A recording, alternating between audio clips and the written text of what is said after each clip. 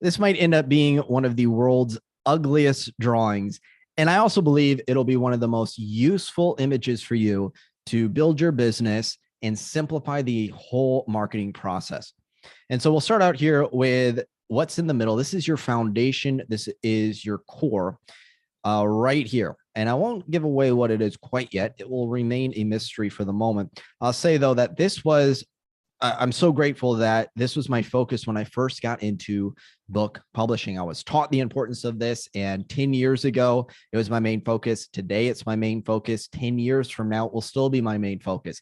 It's one of those things that doesn't really change with the times, even though people might say things are changing and you need to, do things radically different. You actually don't. 80% of the fundamentals of effective online marketing as an author will remain the same year after year, especially this core foundation of your business. Now, before we get into that, let's look at ways that you can market yourself. So up here would be the different marketing channels. And I break it down, an acronym I call Aspire.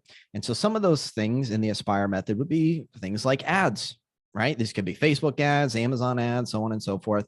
So you have different types of ad platforms.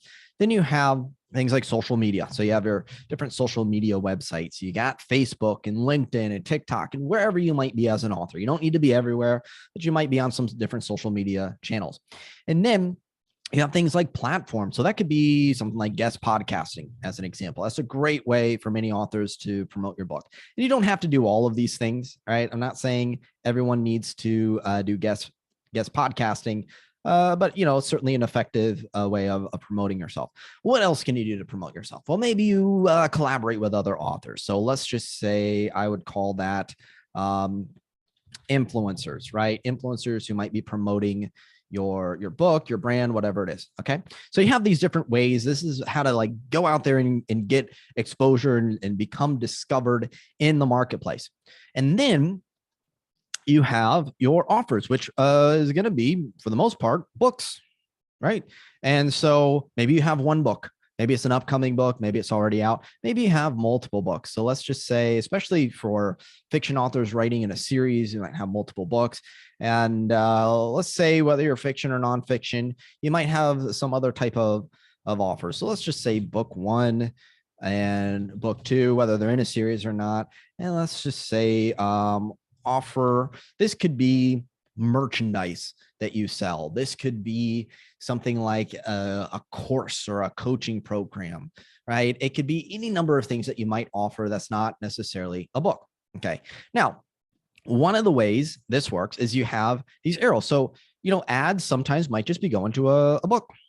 Okay. Social media could be going to a book down here. You might promote a book on social media. That's one way of doing it. But I really recommend driving things. Let's move this over here. Really, from social media, I recommend taking it to this centerpiece. Guest podcasting, taking it to this centerpiece. When you're doing influencers, an influencer might promote one of your books, but really you also want them going back to this centerpiece, your foundation of all these things. If I'm running Facebook ads, I have Facebook ads running right now, not to any books currently. On Amazon, but I do have it going to this centerpiece. And also the interesting thing is this centerpiece, it cross-pollinates. So it goes back out to your social media.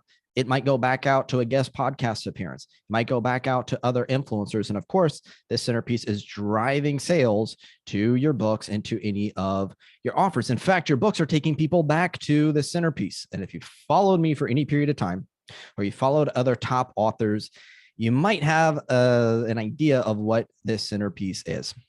It is your email list. It is the relationship you have with your audience in this list. And specifically, it could be an opt-in page, some way for them to sign up for your email list. You might even have multiple different opt-in pages as you advance, right? A lot of times you might have at least 2 different opt-in pages or offers or reader magnets, as Nick Stevenson calls it.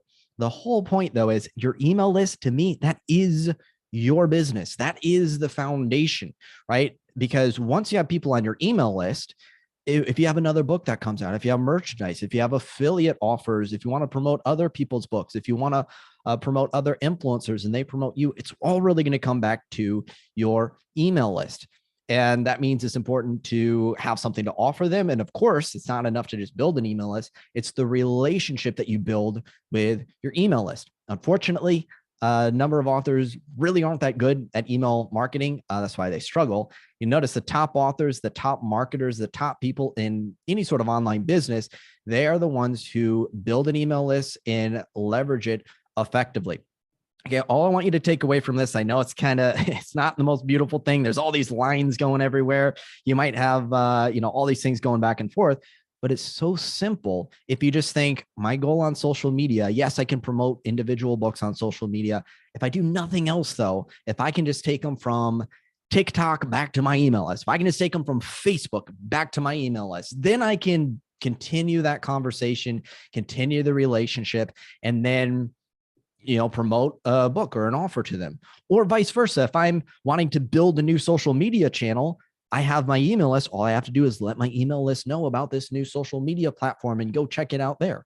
And if you're watching this video, are you watching it because you heard about it through an email, right? I'm taking you from email to this video. Or if you're not on my email list, you can go to bestsellersecrets.com, download a free copy of Why Authors Fail, and get more tips and insights and strategies to help you sell more books as an author. So this video, wherever it's hosted, wherever you're watching it, is now driving back to the email list, and the email is driving to this video, right? So this is your central hub, your email list. And I'm not saying this is the only way to run a business. To me, though, it's the simplest way, and it's useful for brand new authors. You go, my main goal is to get an email list up and running and drive traffic to it, to where I can then promote other things like my book or books.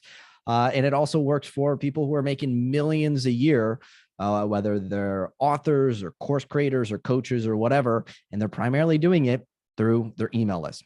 All roads lead to your email list, just like all roads lead to Rome, and all roads can go back out from your email list to these different channels. Hope this helps. Love to know what you think.